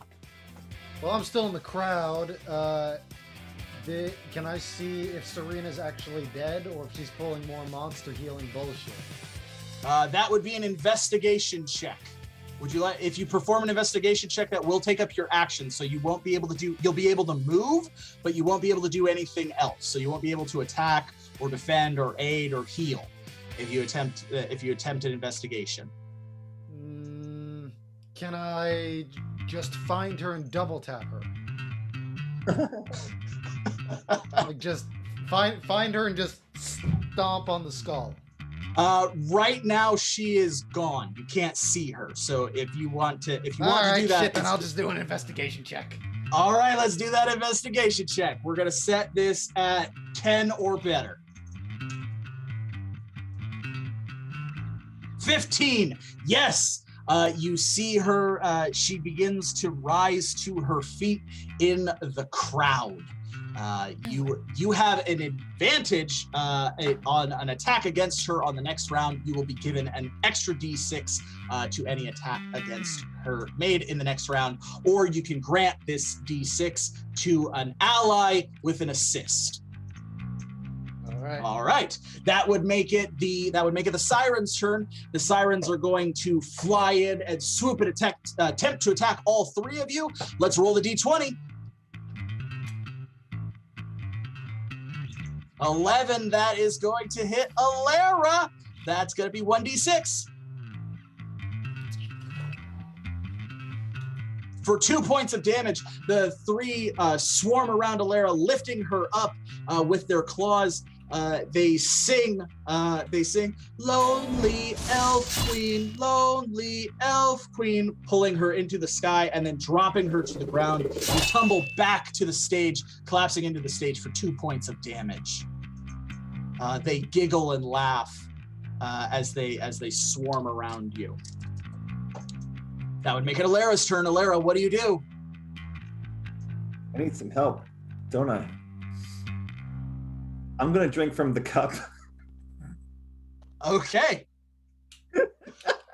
Your cup runneth over. It's either gonna kill me or it's gonna be fully healed, so I pour a little bit of the ale that's sitting there for somebody into the cup, and then I wait for it to turn into the golden shit, and then I take a drink. All right, now you've already done it once, so you are a little more familiar with the magic of the cup. So I'm gonna set this check at 12. You need to roll a 12 or better. 16. Yes, grabbing someone else's ale, you quickly pour it into the chalice. It bubbles and shifts and swirls, transforming into the glowing gold liquid. You quickly down it. It doesn't taste exactly the same. It has a weird kind of aftertaste this time, but it heals you to maximum health yet again. That's good stuff. I'll have to let you try this later. It's so good. Kick their asses, please. Especially you. Got it. Go. That would make it Sarita's turn. Sarita is going to shift back into her banshee form, rising up. Her banshee's mouth opens wider, kind of extending out, consuming her whole chest as she screams again. Let's roll the d20.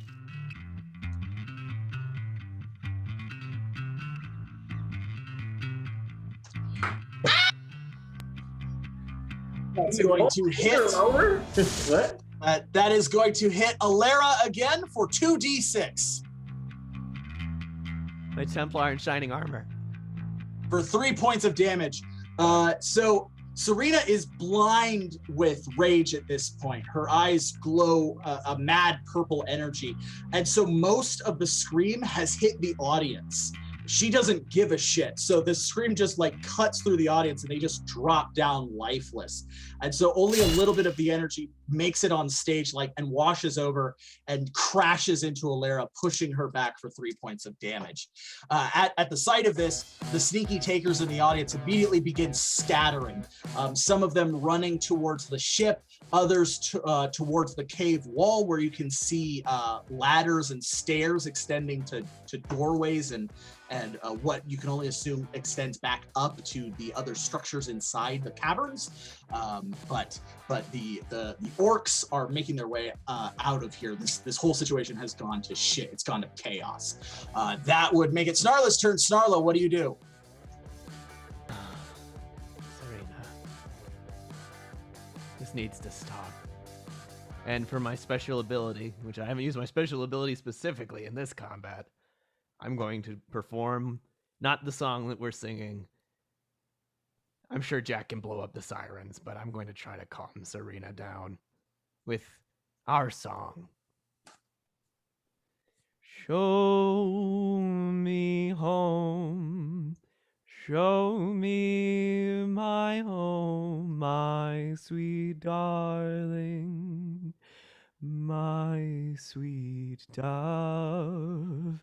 Show me home, I've been so alone, my starling, my love.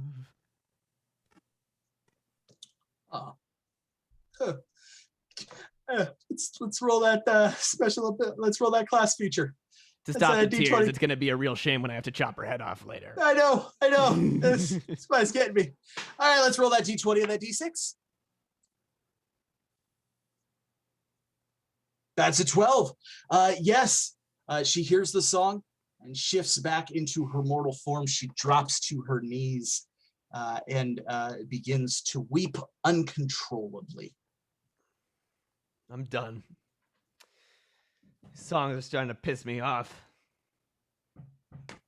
Go ahead, fuck up the sirens. Planning on it. You said you wouldn't sing that ever again. Yeah, I said it.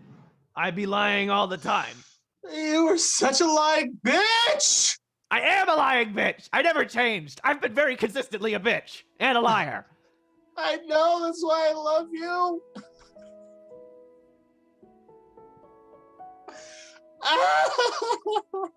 I hate you so much.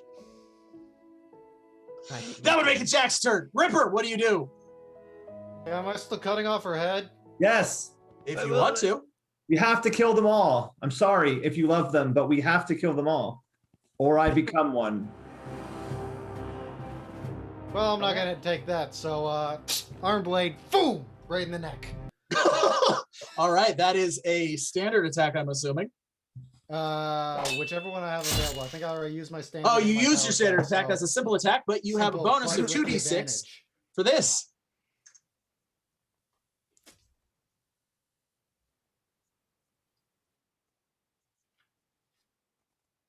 3, you stab Serena in the neck.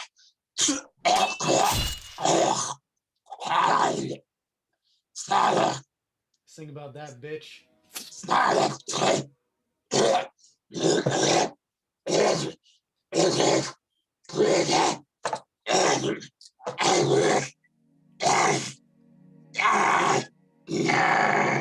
She rises to her feet.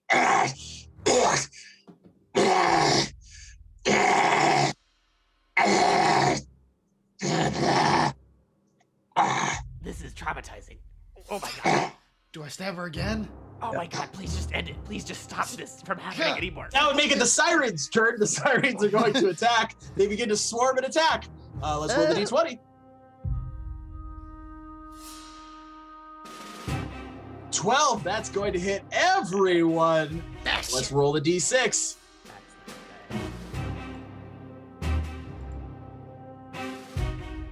For 3 points of damage, the Sirens swarm and begin slashing at everyone. Snarla, you are not looking good. You drop to your knees. Neither's Jack. Jack's also doing shitty. I'm doing great. I'm doing terrible. Ripper, Snarla, you are on your last limb, bleeding as the Sirens continue. They mock you as they slash at you. That would make it Alera's turn. Alera, what do you do? Look at Snarla and go, Snarla, drink from the cup.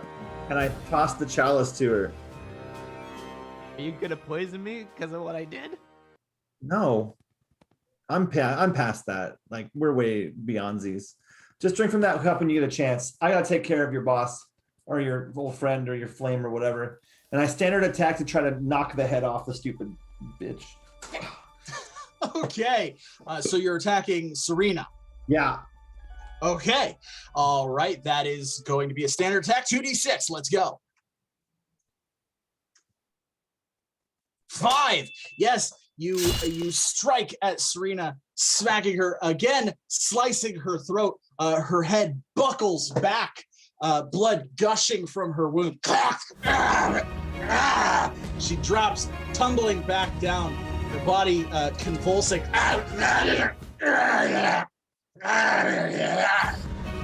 Just stop breathing. Already. Oh my god. I'm not emo. I'm punk rock, bitch. She slams her head back Your on. dad is what you are. She rises up Oh, you're kidding me! and she attacks. Let's roll the d20. I have to admit, that is pretty punk rock. Why don't we get this kind of... A 19. That is gonna hit everybody for 2d6. Well, you. Cheers, Jack. An interesting run. For 7 points of damage. The force of the energy, because she is not in her banshee form but in her mortal form, it literally rips her apart. She collapses down, her body torn apart by her own rage and hate, as it flies through her banshee form, shifting as it cuts through Ripper, knocking him out before colliding into Snarla, embracing her, squeezing too tightly, kissing her passionately, before collapsing together, leaving her knocked out as well. Alera, you look down, seeing both of your compatriots knocked out. The three sirens continue to swirl around you. They make a beeline towards you and attack. That would make it Snarla's turn. Snarla, you are knocked out. We have to roll your first death save. Let's roll that d20.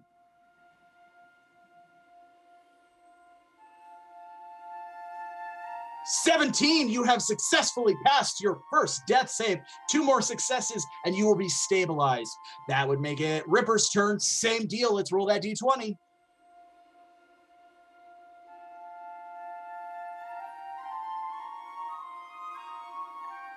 17 again. You have also passed your first death save. You are that much closer to being stabilized. That would make it the siren's turn. Roll that d20 one more time.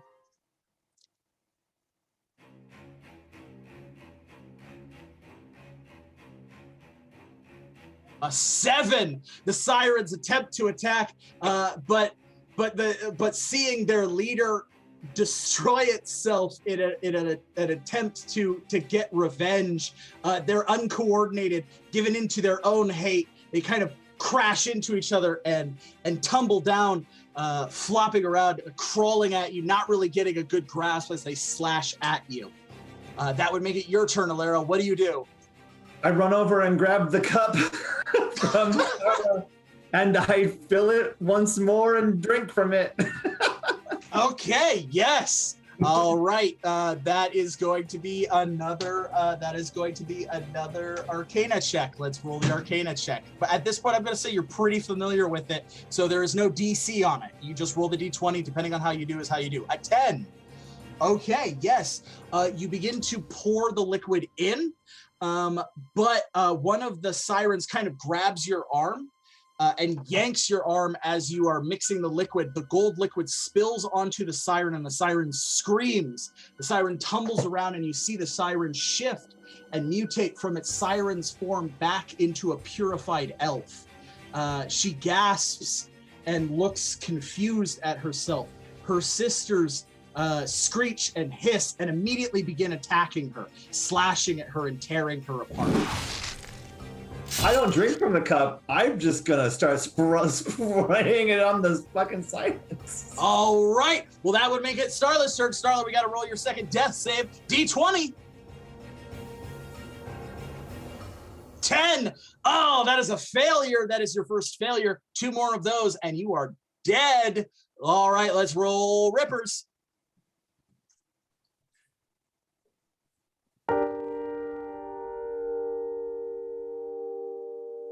4. That is a failure as well. 2 more of those, and you are dead.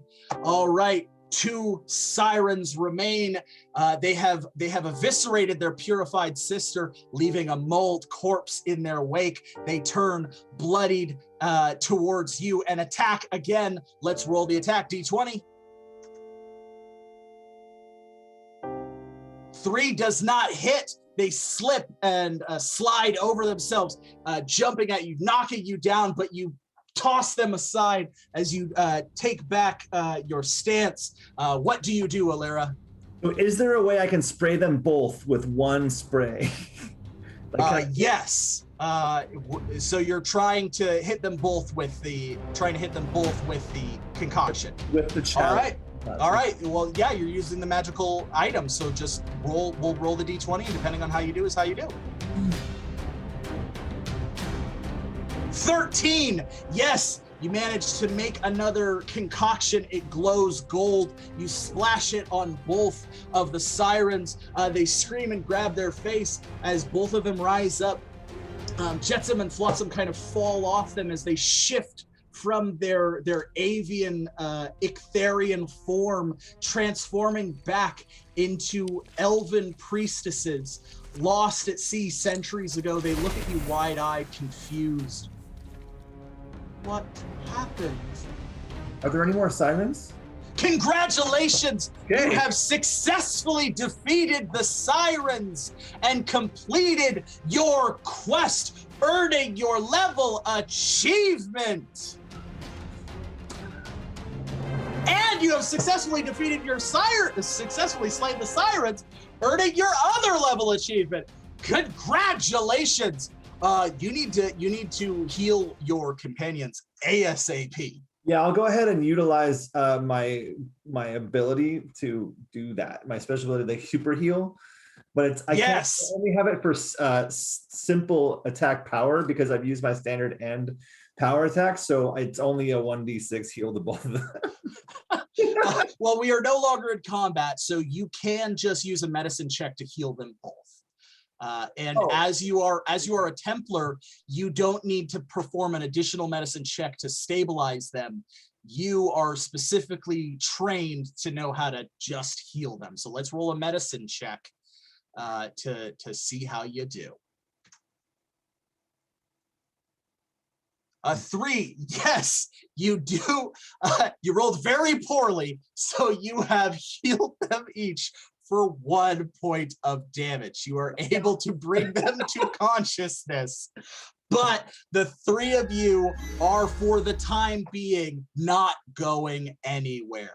Ripper and Snarla are too injured to make your way out of this dungeon, which is great because the 3 of you have a lot to talk about, especially since you, Ripper, I don't think you've ever met Snarla, or you've definitely met Snarla, but you've never met Alera. I've heard of you. And I've seen your picture. Hi, I'm Jack. Thanks for saving my life. Hello, well met. I'm Alera of Aquafolium. Your friend over there destroyed my kingdom with the help of Monidus. But, you know, what? Bygones be bygones. And it's all good. Wait a second. You healed yourself with that fancy cup, right? Yeah. Oh, she destroyed your kingdom. Yeah. And when you were going to heal one of us with the cup, you went to heal her first? Yeah, because I don't know who you are. Yeah, I'm famous. Yeah, okay. I was being the bigger woman here. I thought we had a whole character arc that episode, Alera. I thought there was a whole thing. Yeah, no, we're cool. That's why I tried to closure. Okay. Yeah, we destroyed your kingdom. It's fine. Everything's fine. I took a big I Dawson's Creeked for a while, and now I'm back, so it's all good. Dawson's Creek is a good play. Yeah, Elder Dawson, the elven wizard, he named a creek up north, and I walked around it a little bit. So wizards, I wish Philos was here. I have something to tell you, Alera. Where's Philos? We got to get back to Oakvale, and somebody's got to help me invent time travel. Where's Philos? Will someone help Ripper invent time travel? Will Alera ever figure out who Ripper is to the point where she feels comfortable to let him use her magical items? Will Snarla ever stop calling herself famous and start calling herself formally famous? These questions and more await us next time on Hazards and Hijinks. Thank you so much for watching this show and joining us on the adventure. This one was a long one, but holy hell was it a good one. I enjoyed it. I know you enjoyed it. I know they enjoyed it. Oh my gosh, that was fun. Thank you so much for sticking around. If you made it all the way to the end and you haven't liked and subscribed and followed, you should do that. Follow us on Instagram so you can stay up to date on all of the Hazards and Hijinks comings and goings. We will be asking you what picture you want to see. There's going to be a lot of cool stuff. Do you want to see what Serena looks like? I kind of do. I kind of want to draw that picture. I think that'd be super fucking rad. But I'm going to leave it up to you. I'm going to leave it up to you, my lovely audience, to tell me what will be drawn this week in the Dungeon Master Sketchbook. Also, stick around tomorrow night here on Fancy Hobo for our genre show, where we will be doing that very deep genre of Star Trek. You know, all of the different Star Treks, you know, like the Next Generation and Deep Space Nines and the other ones too. It's going to be a great show. Actually, the cast is incredible. This was actually the original concept for the genre show, so everyone's very excited for the Star Trek show. It's going to be a great show. We're really excited. Next week, we have one of the most exciting shows coming your way, the brainchild of Holly Scott, that being the Exquisite Hobo Numero Tres, which is going to be so bonkers you are not ready. Let me tell you, you are not ready. On behalf of everyone who graduated from Cal Arts today, Fancy Hobo wants to say, Mazel Tov, congratulations. We love you. Good job. Good luck. What else? Tyler's Handsome Corner Tavern every Tuesday night at 8. You should be watching it. It's better D&D than this is. That's for damn sure. I would pitch more stuff, but hell, what am I going to pitch? The Bindle? Yes, I am. That's the 4th week of the month. You should watch that. It's great. I don't know who's going to be guest on it yet, but I'm sure they're going to be awesome. Also, every Friday night Hazards and Hijinks, 8 o'clock Friday nights belong to Hazards and Hijinks. We have more content coming your way. We're building cool stuff, more story, more adventures, more chaos, more Phil's face coming your way. All that and more. Oh, look at that. Oh my gosh, it's Tariko's apartment. It's constantly decorated for Halloween. Yeah, just in case you didn't know. Oh, look at that lovely collaborators art. If you are an artist and would like to contribute collaborators art, you're totally welcome to do so. Send it to dearfancyhobo@gmail.com. We will post it and encourage our fans to like and subscribe to your stuff as well. Thank you to our donators. Evelyn is already asleep, so I will not say good night to her, but I will say good night to you. Thank you so much for watching the show. We love you. Goodbye. Let's end the show as we always do with a hearty huzzah. 3, 2, 1. Huzzah! Huzzah! Everything hurts. Everything hurts. All my friends are dead. Put me to the edge. All my friends are dead. And You're once such a again, joker, Jack. Alera comes in and tanks the whole thing and saves the day. You're welcome. I was thinking like the whole time, who's like a paladin? I don't know any berserkers. Well, I know Burger, but Burger's off probably flipping burgers somewhere. I need an Alera right now. Y'all have really high ACs, and I took every shot until the end. You have the hit points and the magic cup. The magic chalice is what really helped me. Yeah, you had like 48 hit points. You were fine. You've got a really dope sippy cup. Jack and I were operating on the same 12 from the beginning. We had to fight a boombox before we fought these guys. It was a nightmare. Yeah, they did get thrown a big bad evil monster that they had to fight themselves. Well, good for If you. I didn't come up with a blowing out the speakers, I think we would have been there for a long time. I had a hard time climbing a mountain, so I bounced up it. I swear I remember that's deja vu. I swear I watched like a short movie about that just a few moments before snapping back to reality. I'm like, how do I get up the stupid mountain if I can't